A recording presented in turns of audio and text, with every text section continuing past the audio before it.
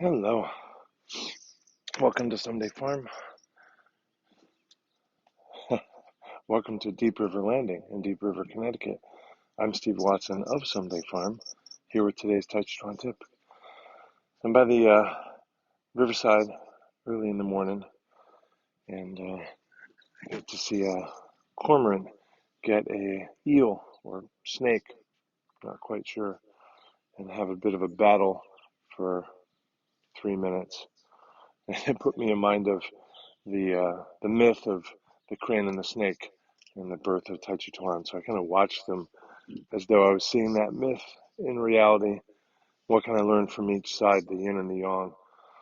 And so I started doing a little bit of practice, not so much based on what I imagine the myth and have often imagined it, but really kind of based on what were the kind of movements, what were the kind of energies that I saw with these two animals for a few minutes.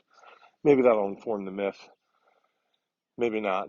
But I'd invite you to consider the myth, not necessarily take it as reality or believe in it or anything, but consider it. There's some value to the myth because it's an attempt to convey the meaning of the art to people that follow in the footsteps later.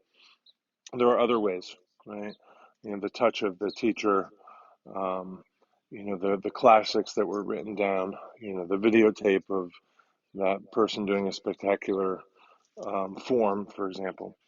But at any rate, I'd like to invite you to consider the myth. Maybe you have an opportunity like I just did to see something like it in reality, but consider the myth and see how that can inform your practice for today. So thank you so very much and keep practicing. Thanks for showing your support for today's Tàijíquán tip. Tips really go a long way, and if you can't afford to help financially, comment, subscribe, share, and like, and all that stuff. To be in touch with me, go to my Linktree, Someday Farm. Thank you.